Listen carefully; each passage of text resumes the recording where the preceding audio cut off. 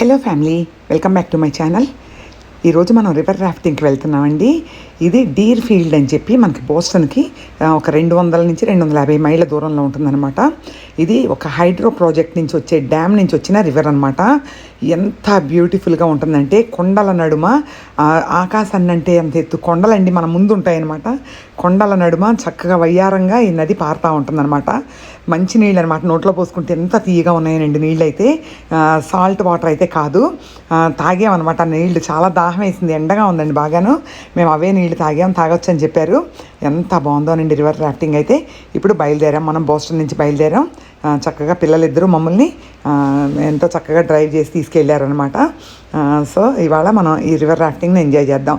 ఆ రివర్ రాఫ్టింగ్కి వెళ్ళే దారిలో మేము ట్రావెల్ చేసిన 200 మైళ్ళల్లో కానివ్వండి, ఒక 100 మైళ్ళు ఫారెస్ట్లో నుంచే వెళ్ళామండి. ఆ ఫారెస్ట్ మధ్యలో నుంచి ఇలా ఉంటుందన్నమాట. రోడ్డు పెద్దది, హైవే లాగా పెద్ద మోటార్వే అనమాట. ఎంత ప్రశాంతంగా, ఎంత గ్రీనరీ తోటి, బయట ఎంత ఎండగా ఉన్నా కూడా ఎంతో కూల్గా ఫీల్ అయ్యామన్నమాట. మేమైతే ఎంతో చల్లగా సాగింది ప్రయాణం అయితేను. మనం లంచ్ మార్నింగ్ బ్రేక్ఫాస్ట్ తినేసి బయలుదేరాము. మనకు లంచ్ అంతా అక్కడే ప్రొవైడ్ చేశారండి. ఆ లంచ్తో పాటు మనకి టికెట్స్ ఇంక్లూడ్ అయ్యి ఉంటాయి అన్నమాట.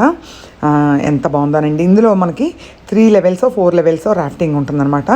ఫస్ట్ లెవెల్ ఆఫ్ రాఫ్టింగ్ ఏంటంటే బాగా ఎక్స్పర్ట్ రాఫ్టింగ్ అనమాట. బాగా పైనుంచి వస్తారనమాట వాళ్ళు. మొత్తంగా కలిపి ఒక 30 కిలోమీటర్లు ఎంతో ఉంటుందంటండి ఆ రివరు. మనకి మాత్రం 8 కిలోమీటర్ల వరకే ఇచ్చారు. మేము 3rd లెవెల్ తీసుకున్నాం అనమాట. అంటే భయపడకుండా ఎక్కువ లోతు లేని చోట నుంచి మనది స్టార్ట్ అవుతుందన్నమాట. మాతో పాటుగా ఒక 50 మంది స్కూల్ పిల్లలు వచ్చారండి. ఒక 7-8 సంవత్సరాల చిన్న పిల్లల దగ్గర నుంచి ఒక 12 సంవత్సరాల పిల్లల వరకునండి. అందరూ అక్కడ కిడ్సేనంట, అందరూ అమెరికన్ కిడ్సే అనమాట. ఎంత క్యూట్గా ఉన్నారోనండి. వాళ్ళైతే ఆ సేఫ్టీ జాకెట్ వేసుకుని, హెల్మెట్లు పెట్టుకుని మన పెడల్ని పట్టుకుంటారనమాట. తెడ్ అంటాం కదా, ఆ తెడ్లు పట్టుకుని వాళ్ళ స్కూల్ బస్సులు 2 వచ్చినాయి అనమాట. వాళ్ళ స్కూల్ బస్సులో నుంచి మమ్మల్ని స్టార్టింగ్ పాయింట్ నుంచి ఆ రాఫ్టింగ్ ప్లేస్ వరకు వాళ్ళ స్కూల్ బస్సులో మమ్మల్ని ఎక్కించుకున్నారండి. స్కూల్ బస్సులు కూడా ఎంత స్ట్రాంగ్ ఉన్నాయో, ఎంత బాగున్నాయోనండి. దిగేటప్పుడు టీచర్ అటెండెన్స్ తీసుకుందండి. 1 అని ఎక్కడో ఒక బాబు మొదలుపెట్టాడు, 2, 3 అంటే వరుసగా నెంబర్స్ చెప్పుకుంటూ వెళ్ళారండి. ఒక్కొక్క బస్సులో ఒక 30 మందో 25 మందో ఉన్నారనమాట. ఎంత డిసిప్లిన్డ్గా ఉన్నారోనండి అసలు పిల్లలైతేను. టీచర్స్ వాళ్ళకి అన్ని ఇన్స్ట్రక్షన్స్ బస్సులోనే ఇచ్చారనమాట. మేము కూడా చిన్నపిల్లల్లాగా అయిపోయామండి స్కూల్ బస్సులో వాళ్ళతో పాటు. అయిపోయి చక్కగా వాళ్ళ ఇన్స్ట్రక్షన్స్ అన్నీ మేము కూడా విన్నాము. ముందు మాకు రివర్ రాఫ్టింగ్ అంత పెద్దది 8 మైళ్ళు అంటే కొంచెం భయం వేసింది. రాక్ తోటి ఉంటుందన్నమాట ఆ రివర్ అంతాను. అన్నీ రాళ్ళేనండి. ఆ రాళ్ళతోటి మనం ఎక్కడన్నా కొట్టుకుంటామేమో, పడిపోతామేమో అన్నీ చెప్తారండి ఇన్స్ట్రక్షన్స్ అయితే. బోటు తల్లకిందులైపోతే ఏం చేయాలి, బోటు రాయికి గుద్దుకునేటప్పుడు ఎట్లా మనం యాక్ట్ అవ్వాలి, అట్లా అన్నీ అని చెప్తుంటే కొంచెం భయపడి తర్వాత సిగ్గు వచ్చిందనమాట మాకైతే. అయ్యో ఇంత చిన్న పిల్లలు ఉన్నారు, వాళ్ళతో పాటు మనం వెళ్తున్నాం కదా, వాళ్ళకి లేని ప్రాణభయం మనకెందుకని చెప్పి అప్పుడు అందరం ధైర్యంగా బస్సులో ఎక్కేసామన్నమాట. చక్కగా ఇదనమాట మనకి ట్రావెల్ ఇలా సాగిందండి.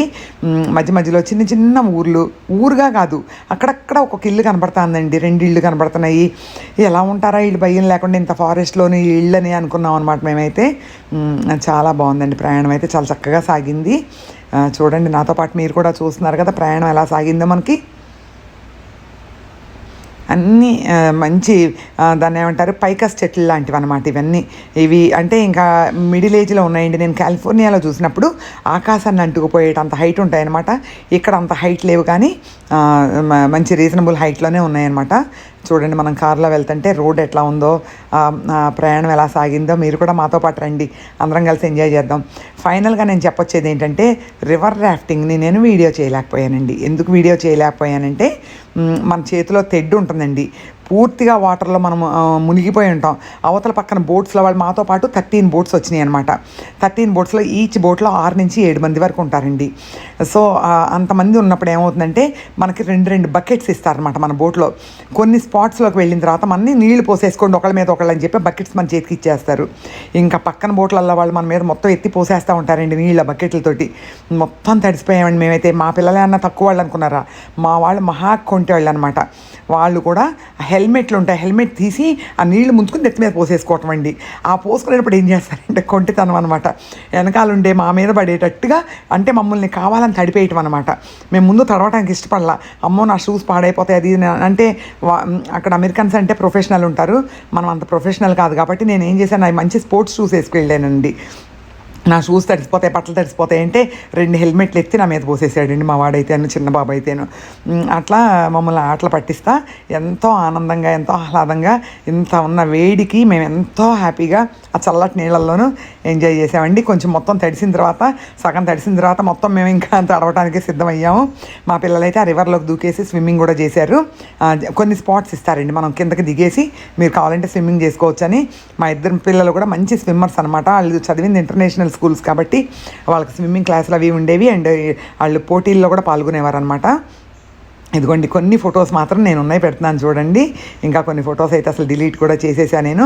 చూడండి ఎంత పెద్ద పెద్ద రాక్ మధ్యలో నుంచి వస్తుందో చూడండి. ఆ రాక్స్ దగ్గరికి వచ్చేటప్పటికి ఏమవుతుందంటే విపరీతమైన స్పీడ్ ఉంటుందండి రివర్ అయితేను. మన వెనకాల ఒక గైడ్ ఉంటారనమాట. నా వెనకాల మీరు కొన్ని ఫొటోస్లో చూడొచ్చు, ఒక గైడ్ ఉందండి మనకి. ఆ గైడ్ కూడా మనకి యాంగిల్స్ తిప్పాలన్నా అది తను హెల్ప్ చేస్తూ ఉంటుందన్నమాట, చెప్తూ ఉంటుంది. ఇప్పుడు పెడల్ స్టార్ట్ చేయండి, యూ కెన్ టేక్ రెస్ట్ అంటుందండి. అప్పుడు పెడల్ ఇంకా ఆపేసేయచ్చు మనం. ఇదిగోండి ఇట్లా ఉంటుందన్నమాట. ట్యూబ్స్ వేసుకునేవాళ్ళు రకరకాలుగా దాంట్లో రాఫ్టింగ్ చేస్తూ ఉంటారండి. ఇదిగోండి ఇట్లా మేము వచ్చేటప్పుడు ఇట్లా ఉందన్నమాట. ఆ రాక్స్ మధ్యలో నుంచి సడన్గా ఎత్తి కింద పడేస్తుంది అనమాట మన దాన్ని. అప్పుడు మనం ఎలా యాక్ట్ అవ్వాలనేది అంతా తను గైడెన్స్ ఇస్తూ ఉంటుందండి వెనక నుంచి.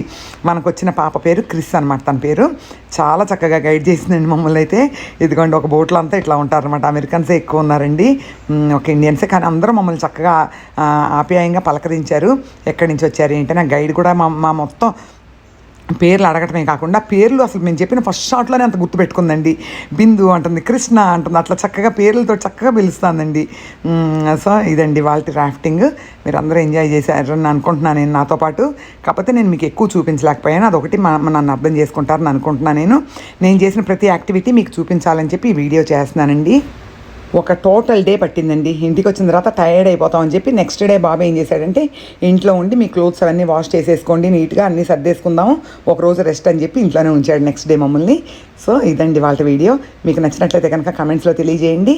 నాతో పాటు మీరు అందరూ ఎంజాయ్ చేశారని అనుకుంటున్నాను నేను. Thanks for watching. మళ్ళీ కలుద్దామండి మరొక మంచి వీడియోతో. సైనింగ్ ఆఫ్, బిందు.